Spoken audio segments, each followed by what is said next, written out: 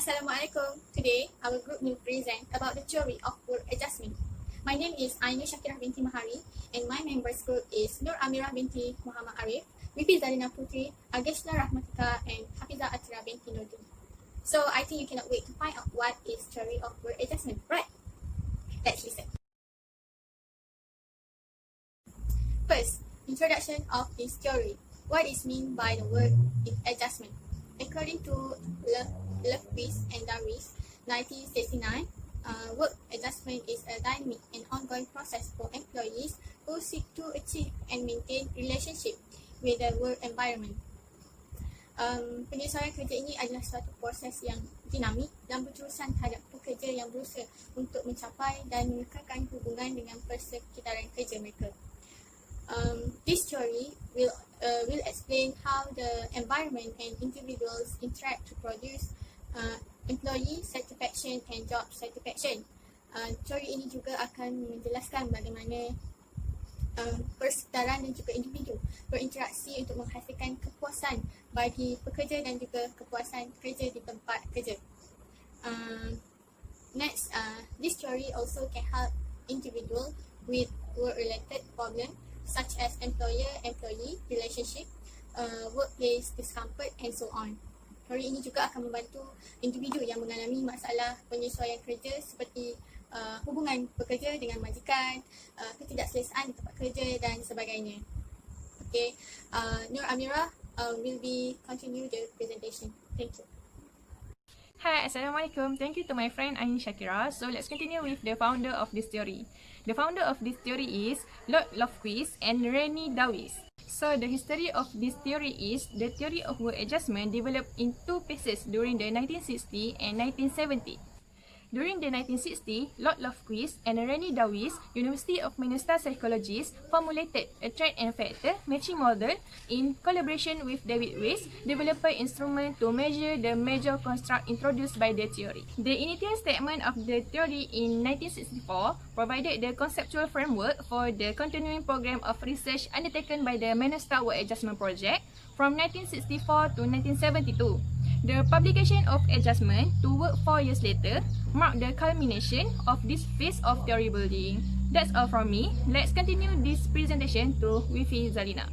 Teori Minnesota ini terbagi dua. Yang pertama, satisfaktorinas, yaitu kepuasan majikan terhadap pekerjanya. Contohnya, sejauh mana pekerja dapat menyiapkan tugasan yang diberikan dengan baik dan tepat waktu, kemahiran dalam bekerja, pengetahuan dan pengalaman yang luas, sikap dan tingkah laku yang baik, serta minat dalam berorganisasi dan menjadi pekerja yang dirasakan sebagai satisfaktorinas oleh majikan. Yang kedua, satisfaction, yaitu sejauh mana pekerjaan yang dilakukan oleh seseorang pekerja. Contohnya, dapat memenuhi keperluan dan kebutuhan individu dari segi gaji, peluang pengembangan kerja produktif, dan lebih cenderung melihat pekerjaan itu sebagai kepuasan. Aplikasi teori Minnesota dalam sesi konseling. Yang pertama, untuk menilai atau mengenal pasti masalah penyesuaian yang dihadapi oleh seseorang individu di tempat kerja, kita harus mencari tahu punca, suka, dan duka ketika ia sedang bekerja. Membuat penilaian atas personality kerja klien dan penilaian ke atas persekitaran kerjanya. Contohnya, kita bisa menggunakan alat ujian MIQ, yaitu The Minnesota Important Question. Membuat penilaian, kita harus ada 6 penilaian yang harus kita lakukan. Yang pertama, pencapaiannya ketika ia bekerja. Yang kedua, keselesaannya. Yang ketiga, statusnya. Yang keempat, altruism. Yang kelima, keselamatannya ketika ia bekerja. Dan keenam, autonomi. Kita harus mengenal pasti keperluan dan persekitaran kerja klien, karena itu sangat penting dalam kita membantu klien kita. Dan kita harus tahu proses kenapa klien kita mau bekerja di tempat tersebut dengan persekitaran kerjanya. Yang paling penting ialah kita harus membuat penilaian terhadap kemahiran yang dimiliki oleh klien kita. Dari sana kita bisa menentukan, oh, kamu harus kerja ini dan kamu harus kerja ini sesuai bakat dan minat yang dimilikinya. Thank you to our sister Wifi Zalina Putri for the explanation. My name is Ageshna Rahmatika, number metric 1180003. And now I will explain about MMPI, or Minnesota Multiphasic Personality Inventory. MMPI test is a psychometric test that is used to measure the psychopathology of adults in the world. MMPI is the result of collaboration developed in 1930 from a psychologist and psychiatrist named Stark R. Hathaway, PhD, and Dr. J.C. McKinley at the University of Minnesota. For the first time, the MMPI was revised in 1989 to MMPI-2, and then the thin version was developed into MMPI-A, and the short version was MMPI-3. Short history. Stark R. Hathaway and J.C. McKinley initially combined 100 selected items from various sources, including case history, psychological report, reading book, and existing tests. Then they chose 504 items that were judged to be independent of each other. The scale is then determined empirically by giving items to the criteria group and the control group. The criteria group used to develop MMPI consists of psychiatric patients at the University of Minnesota Hospital. The psychiatric patients were divided into 8 groups based on their psychiatric diagnosis. The 8 groups are hypochondriasis, depressive patient, hysteria, deviation, paranoid, psychasthenic, schizophrenia, and then the last is hypomania. The MMPI test contains about scale of validity and clinical scale. There are 4 scales of validity. First, scale question mark. The scale referred to as the scale of not knowing is a number of statements left blank. A person who does not fill in many statements is usually classified as an accretive person, is less able to make decisions because of doubts, is too intellectual, and sometimes has obsessive characteristics. Second, L scale or lie scale. A scale consisting of 15 statements that contain minor deficiency found in each person, and everyone is willing to admit it. People who score low include people who are tense, lack introspective, and have a rather rigid attitude. And the third is scale F. This scale consists of 64 statements and rarely answered according to direction and scoring. Individuals with low score are usually classified as conventional, reliable, and have limited interest. And the last is scale K, a scale consisting of 30 statements to measure the subject's attitude to the test. High score means the person is defensive, doesn't want to admit weaknesses or psychological weaknesses, has good ego strength, and has good adaptive abilities. If low score, the person is too open, too critical to himself, not satisfied to the situation, and is willing to acknowledge the disorder and its symptoms. Next, clinical scale. Scale 1. A scale that consists of 32 statements and describes the dimensions of physical disturbance and bodily function. If high score, the person is paying too much attention to his body health. If lower score, the person has full energy, is ambition, ignore physical complaint. Scale 2, a scale of 60 statements describing the dimension of depression. If high, the person is depressed, anxiety, and pessimism. If lower, the person is optimistic, happy, and spontaneous. Scale 3, a scale of 60 statements that describe conversion. If person has high score, the person is easily influenced by suggestion and easy to react emotionally. If the person has lower score, is less spontaneous and less likely to participate in other people.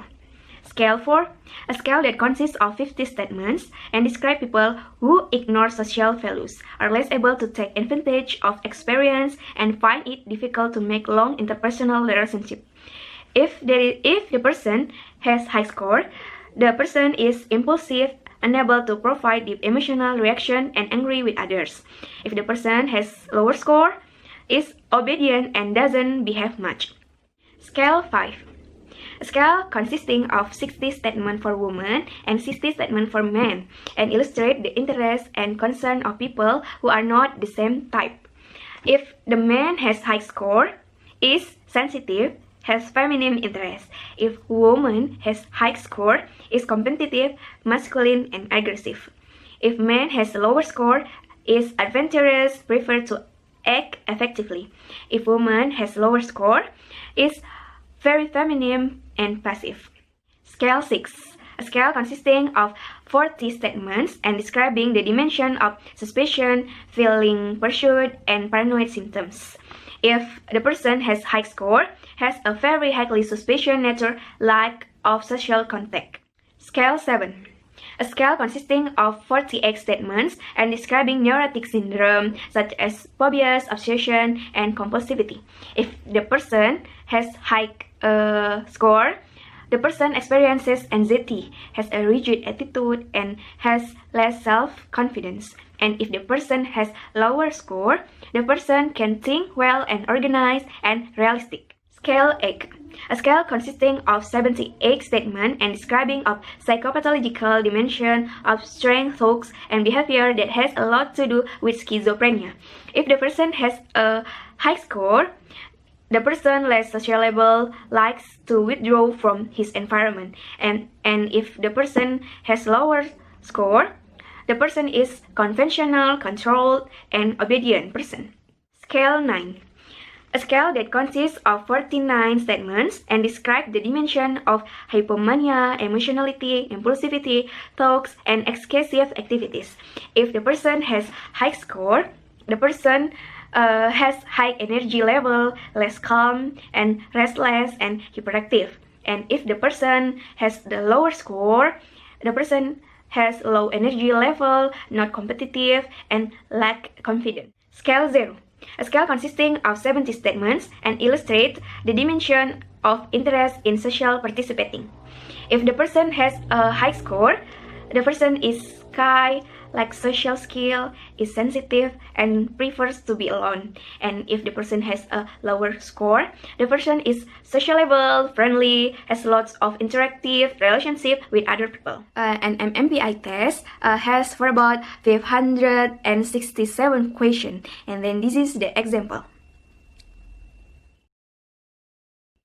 There are many countries in this world are using MMPI. It's suitable for many sectors. Example, in education, especially in police, school, and so on. In office, in company, in industry, in government, and many more. Also suitable for men, for women, and for older people, and for younger people. Thank you. It's Hafiza Atira binti Nurdin, 1180134. Okay, thank you very much for my friends, Krishna, for your presentation. So I want to continue my part. Okay, I will tell you about advantages and limitation of theory work adjustment. Okay, the advantages of this theory is number one, help individuals choose and make career decisions with their own potential. Okay, this theory help individuals with skills, values, personality, and interests. Okay, number two is help individuals with work adjustment problems such as employer-employer relationships, workplace discomfort. Okay, this theory can identify the individual's areas of career, interests, and individual personality types. And then it will help employees and employers achieve job satisfaction. Okay, for the example, like satisfactoriness, employer satisfaction with their skills and attitudes in performing their duties well. Example number two is satisfaction. Individual satisfaction with the work it perform.